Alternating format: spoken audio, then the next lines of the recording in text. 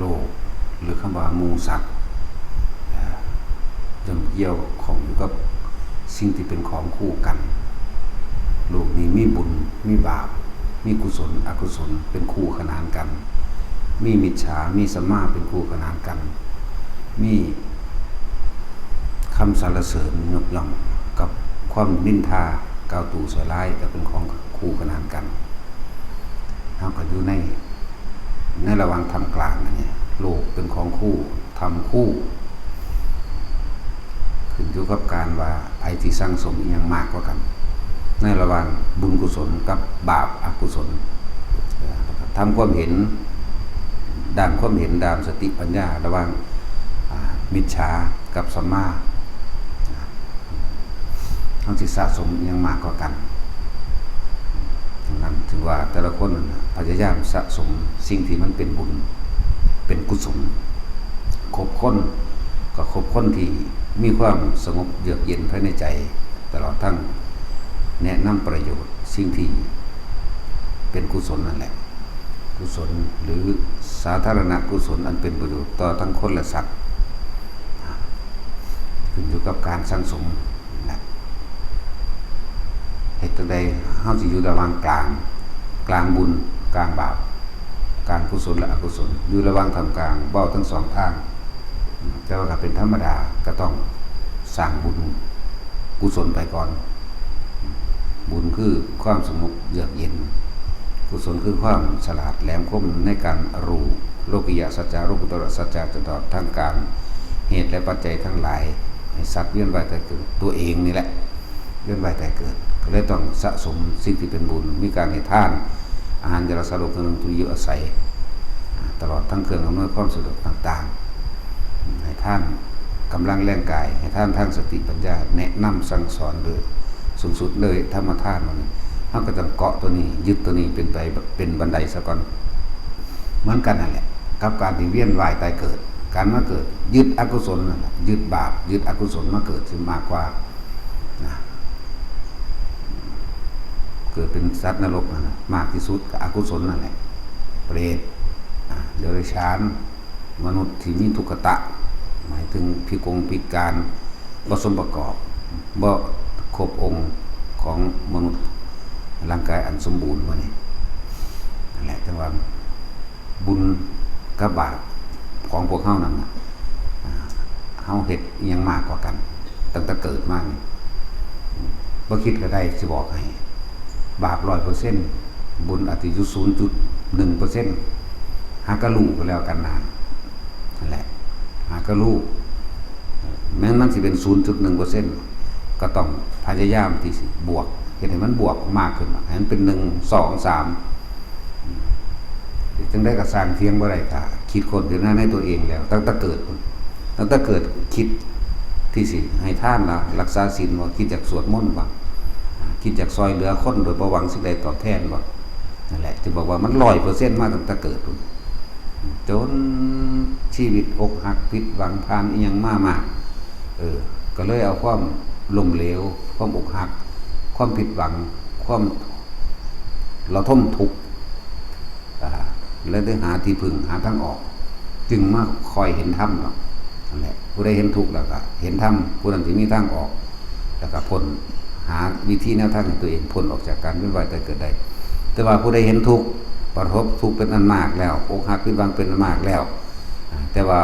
บ่เอาธรรมเป็นที่พึ่งย่อมทุกข์ย่อมจมลงไปกับเก่าอีกนะแต่ว่าโลกนี้เป็นธรรมคู่นี่ถ้าผู้ใดอยู่ตรงกลางระหว่างใดก็เบิดคู่บ่มีซ้ายบ่มีขวาบ่มีดีบ่มีเลวบ่มีขาวบ่มีดำบ่มีบุญบ่มีบาปบ่มีมืดบ่มีแจ้งบ่มีบุญบ่มีกุศลนะอยู่ระหว่างทำกลางให้เป็นนั่นแหละเพิ่นเฮ็ดให้พวกคือเพิ่นแนะนำคำสอนพวกเฮามาอยู่เรื่อยๆพระพุทธเจ้าเฮานั่นน่ะก็ต้องอาศัยความดีเป็นบันไดเพื่อจะเห็นถึงข้อที่สุดคือการปล่อยวางเพราะความดีมีทานศีลภาวนานิกมะปัญญาวิริยะขันติสัจจะอธิษฐานและที่สุดเมตตาและลงสู่อุเบกขานั่นคือหนทางการปล่อยวางหนทางแห่งการเวียนว่ายตายเกิดของ สัตว์ทั้งหลายท่านกับว่าท่านขี่แต่นี้ที่เหนียวอีก ศีลก็คือการรักษาศีลนี่ยังมีจิตใจโลภอยากยังทำร้ายเบียดเบียนผู้อื่นให้เสียชีวิตและทรัพย์สินเรื่องศีลเรื่องเอาเข้าตัวนี้เอาหัวใจมาเลยยังมีเนคขมะการที่บังคับฝืนใจตัวเองให้ไปในความสงบจังสิก็บ่มีแต่กังวลมีแต่ร้อนมีแต่อยากได้อยากดีอยากมีอยากเป็นนี่มันเป็นของกลับกันเห็นบ่ทางบุญกุศลบารมี10ท่านศีลเนคขมะปัญญาวิริยะขันติสัจจะอธิษฐานเมตตาอุเบกขาทางบาปอกุศลบ่ท่านบ่รักษาศีลบ่บังคับตัวเองบ่ข่มใจตัวเองในการเคยทำตามเพื่อใจจิตใจโหดร้ายมีแต่ความผิดอย่างใดดีมีเป็นนะปัญญาบ่มีเป็นคนถูกปัญญาบ่เห็นตามก็เป็นจริงเวลาอกหักผิดหวังโทษคนอื่นโทษดินฟ้าอากาศโทษโชคชะตาดวงดาวโทษวันโทษผีสางนางใหม่ปัญญามันบ่มีทุกปัญญาพวกนี้สั่นบ่มีความเพียรพยายามที่สิทำบุญบ่มีความอดทนต่ออารมณ์ต่างๆที่มันกระทบกระทั่งบ่มีสัจจะบ่มีความตั้งใจมุ่งมั่นสู่จุดหมายไปในทางที่เป็นกุศลมีแต่ตั้งใจมุ่งมั่นสู่จุดหมายไปในทางบาปอกุศลอยากเอาชนะอยากตีรันฟันแทงอยากฆ่าอยากมีอำนาจและอิทธิพลบ่มีเมตตาเมื่อบ่มีเมตตาอุเบกขามันจะมาจากไสหาความว่างบ่ได้มันก็มีแต่อคตินี่เป็นคนลำเอียงแต่ลำเอียงก็แสดงว่ายึดติดในสิ่งใดสิ่งหนึ่งยึดติดในความดีก็ว่ายึดติดในความเลวก็ว่านั่นแหละเป็นเรียกว่าอคติหรือเบาเทียบคนเทียบให้ง่ายๆเฮาลำเอียงก็ลำเอียงเพราะรักก็มีลำเอียงเพราะเกลียดก็มีลักษณะนั้นคือยึดเอาทั้งสองอย่างเหมือนเดิมเป็นสั่นยึดคือเขาแต่ว่าพวกเฮาเกิดมาที่หน้าใครพ้นจากของประสบการณ์ชีวิตต่างๆจำความใดจนเท่าเลยบุญกับบาปอันใดมันมากกว่ากันแหละจังว่าไล่เลี้ยงเบิ่งดีๆเด้อบางคนก็หากระรูปีนี้หูบุญชัดๆบ่แม่นว่าไปทำบุญโดยพิธีไปใส่บาตรหรือไปตามประเพณีบุญหยังแก่เขาบ่บุญบังไฟจังซี่มันบ่แม่นอีกบุญแจกเขาบุญบังไฟบุญผ่าเวทบุญกฐินผ่าป่าใส่แต่คำว่าบุญแต่ว่าบ่เคยเข้าถึงความรู้สึกของคำว่าบุญจริงๆบุญคือความสงบเย็นใจบ่ร้อนบ่กระวนกระวายบ่มีความเสียดแทงในตัวเองบุญอันเกิดจากการให้ทานหรือจาคะให้ทานแต่ว่าบ่จาคะบ่มีความสละตนหวังผลในทานมีจิตอุพันในผลในทานมุ่งการสังสมในความอยากเป็นทหารเป็นตำรวจเป็นเทวดาเป็นเจ้าฟ้ามหากษัตริย์อยากเป็นนั่นเป็นนี่ไปในทางที่เฮ็ดตัวเองมีอำนาจอันนั้นแหละพาเกิดอยู่จังซั่นตอนนี้ให้ทานบ่สละออกคนที่ให้ทานที่เป็นบุญจริงๆคือบ่หวังผลในทานบ่แลกของบ่อยากได้หยังบ่อยากเป็นหยังทานอันนี้ให้แล้วรู้สึกว่าอิ่มเอิบเบิกบานใจเลิศว่าบุญอันเกิดจากการให้ทานเป็นปัสสัทธิเพราะว่าบ่อยากได้หยังจิตบ่มีหม่องตั้งในความอยากได้บ่อยากเป็นทหารบ่อยากเป็นตำรวจบ่อยากเป็นเทวดาอินพรหมใดทั้งสิ้นบ่อยากมีอำนาจบ่อยากบังคับข่มเหงไผนั่นแหละทานตรงนี้จึงเรียกว่าเป็นบุญเป็นความสงบเย็นในเจ้าของเองความรู้สึกก็อิ่มเอิบนะปิติปราโมทย์ชาภคโรเกิดขึ้นบุญสิ่งเหล่านี้คือไม่หวังผลในทานไม่มีจิตอุพันผลในทานไม่สั่งสมเพื่อในความอยากได้และอยากเป็นใดๆทั้งสิ้นเป็นเมื่อระลึกนึกถึงแล้วเป็นสิ่งที่เป็นเรียกว่าบริขารจิตนึกถึงในสิ่งที่เราคิดที่กระทำและได้กระทำมาแล้วเกิดความอิ่มเอิบในตัวเองบ่ได้อิ่มว่าสิได้ตายไปสวรรค์เด้บ่ได้อิ่มว่าตายไปกุฏิเป็นนี่เป็นนี่เด้อิ่มแต่ว่าเราได้เป็นผู้ให้ไปแล้ว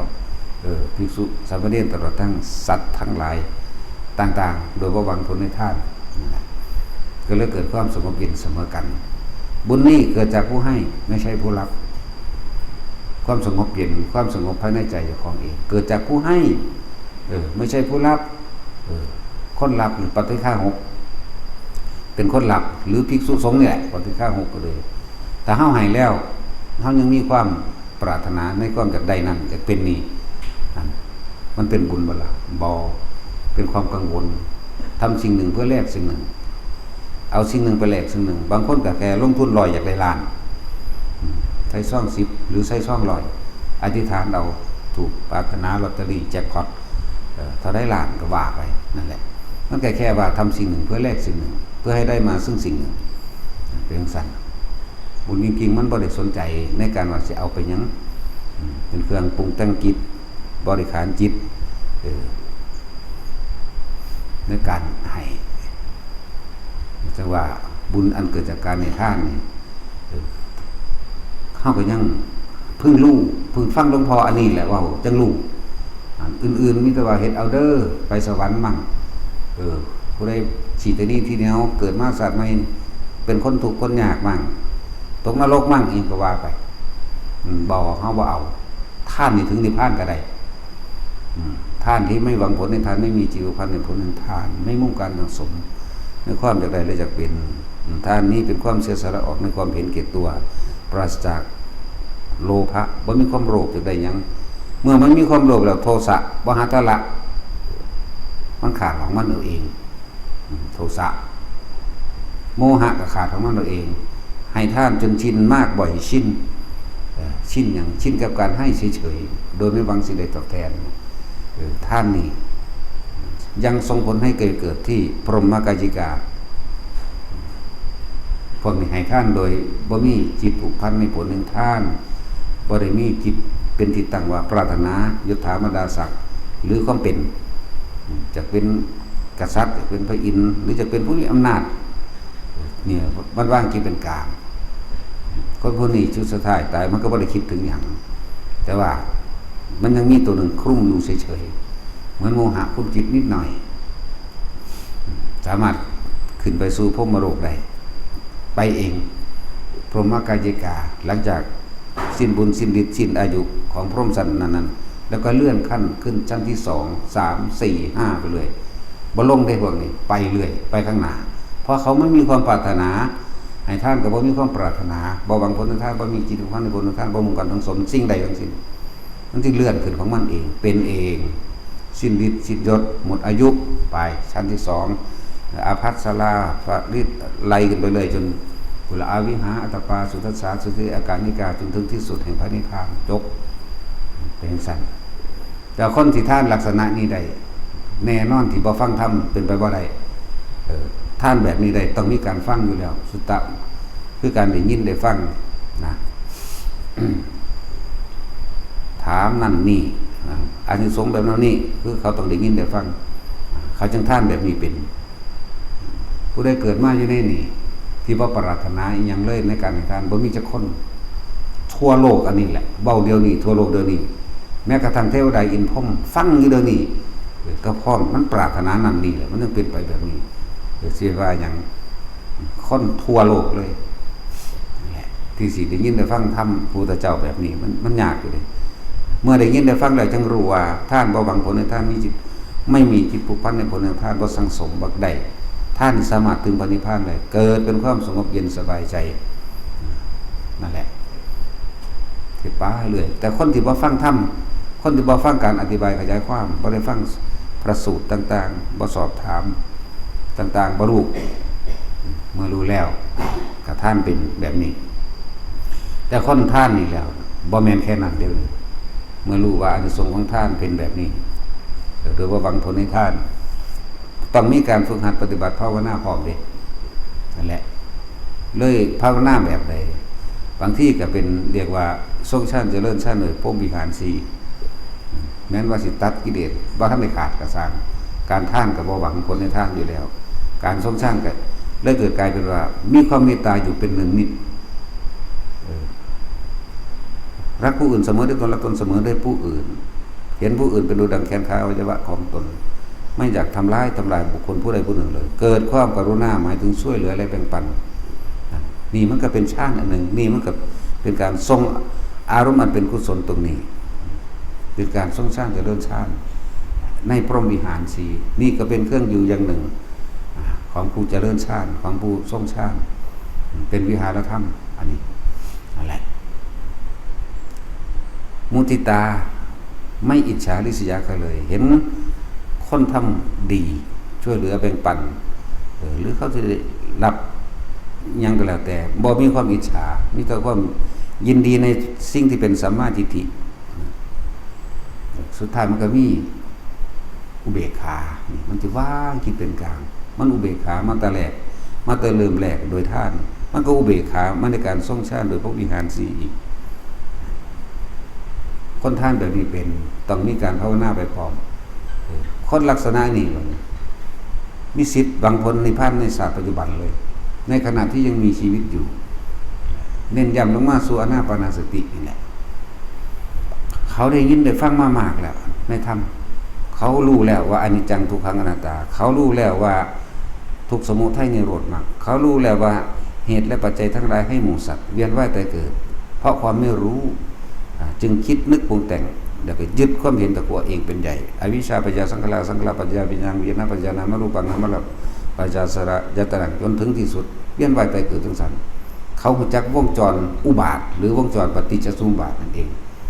เขาจึงยึดคิดปรุงแต่งด้วยการภาวนานี่เองอาศัยอานาปานสติลมหายใจนี่แหละจังว่าคนท่านแบบนี้เป็นคนท่านที่บ่หวังผลในท่านเป็นคนพวกนี้ต้องมีพระสูตรมีความทรงจำรู้แจ้งแท่งตลอดด้วยความเห็นเป็นอย่างดีแล้วก็ฝึกหัดตนเองให้ได้เข้าใจความหมายต่างๆที่เพิ่นแสดงก็น้อมเข้ามาพิจารณาในตัวเองเรื่อยนั่นแหละตีคู่กันเมื่อการละท่านมีเวลาไปท่านกับท่านไปภาวนานี่ทำได้ตลอดการทุกเมื่อขณะใดที่มีลมหายใจขณะที่รู้สึกคือกับลมหายใจใดรู้สึกอยู่ในกายใดกายเวทนาจิตจิตเวทนากายกายเวทนาจิตทำร่วมแล้วเป็นอันหนึ่งเดียวว่าจิตหนึ่งกับว่าดูสิมันจะไปใส่นิพพานมันจะมีครอบครัวมันจะยังกระสร้างเหตุไปก่อนว่าที่สุดท้ายมันต้องเป็นดอกเพราะความเคยชินตัวนี้เรียกว่าจับบุญกุศลไว้ก่อนจับบุญสิ่งใดที่นึกแล้วเป็นบุญทำแล้วเป็นบุญทำคิดแล้วทำให้เกิดความสงบเย็นซะพูดแล้วก็ทำให้เกิดความสงบเย็นในตัวเองซะให้แล้วกับเกิดความสงบเย็นเดินว่าจับบุญกุศลไว้ก่อนแต่ถ้าบ่จับบุญกุศลถ้าบ่เกาะบุญกุศลเอาไว้จังได้เขาสิเดินถึงอุเบกขาได้บาปอกุศลได้บัดนี้เกาะบาปอกุศลก็ลงสู่มหาเวกีนี่แหละท่านก็บ่มีขีดที่นี่ที่แนวย่านแต่ของทุกข์ของยากที่ซอยเหลือพวกนั้นพวกนี้ก็ย่านแต่เขามีย่านแต่เขาดีย่านแต่เขาไม่เหยียบย่ำทำลายตัวเองอิจฉาริษยาเวลาผู้นั้นได้มาสิได้มาโดยวิธีใดก็สร้างกูสิอิจฉาอย่างเดียวกูสิใส่ร้ายเกาตูอย่างเดียวนั่นแหละมีกลับกันนี่ว่าโลกอยู่เป็นทั้งคู่ฉะนั้นเฮาต้องรู้สิ่งนี้เป็นกุศลสิ่งนี้เป็นอกุศลการเลือกคบคนก็เหมือนกันทางโลกหรือทางใดก็แล้วแต่นะคบกับใครแล้วกุศลไม่เกิดให้เลิกคบเสียแม้นเป็นผัวเป็นเมียกันเลิกคำว่าเสียเวลามันนั่นนับอสงไขยจากว่าล่ะก็จะเอาไปหยังประสางซั่นคือเว้าอยู่ตลอดถ้ามันบ่มีถ้าคบกันแล้วนี่กุศลไม่เกิดถ้าไม่วาระจิตหรือความคิดหรือการกระทำตกต่ำเลิกหาเอาผู้ใหม่ก็ได้ถ้ามันครบแล้วกุศลมันพุ่งขึ้นบุญกุศลมันเกิดมีขึ้นมันก็เป็นการเล็งหลักอย่างหนึ่งเหมือนกันก็ยังบอกแล้วว่าเฮ็ดไปโลดบ่ต้องมารักกันยังมากมายหรอกนั่นแหละต้องเฮาใช้ประสบการณ์เฮาเองตามที่เฮารู้หลายๆอย่างที่บ่เขาเจ้าบ่กล้านำออกมาบอกมาแสดงย่านตะผิดเฮาบ่มีผิดกันแล้วกันแล้วก็บ่มีถูกพร้อมจักว่าล่ะบ่มีผิดบ่มีถูกบ่มีดีบ่มีเลวบ่มีขาวบ่มีดำบ่มีกลางวันและกลางคืนพร้อมบ่มีหยังมึงเว้าไปเลยให้ทุกคนมั่นใจในตนเองเวลามาฝึกหัดปฏิบัติการทรงฌานเจริญฌานหรือจับจุดอุณาโลมที่แนะให้ทุกคนอยู่แล้วในขณะที่เฮาอยู่ในตัวเองกายเวทนาจิตจิตเวทนากายรู้สึกตัวเท่าพร้อม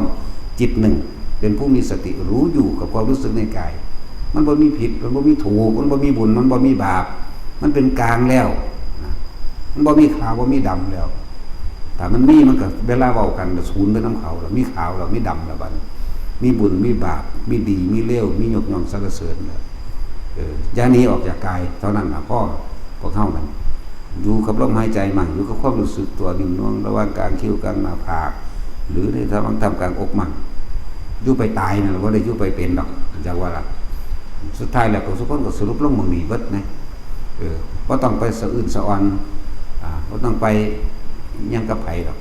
สุดท้ายเฮามีหม้องจุดหมายเดียวกันตายไผสิมียศใหญ่ปานใดก็มีไปเถอะมีไปบาปก็มีส่วนมากมีไปบุญน้อยมีแล้วไปสร้างบาปอกุศลรังแกคนอื่นนั่นแหละอย่าไปงัดกินกับกินแค่อิ่มครึ่งกันนั่นแหละนะสุดท้ายมันก็ป่วยเหมือนกันตายเหมือนกันแล้วว่างถ้าเฮาอยู่กับการสร้างชาติของเฮาบ่มีเกิดบ่มีตายเด้จักว่าไม่มีเกิดไม่มีดับมีแต่รู้สึกตัวอยู่นี่แหละนั่นแหละให้ทุกคนมั่นใจเฮ็ดเอาเองมีใครเฮ็ดให้ใครได้มันก็เลยจะบอกนั่นแหละพอ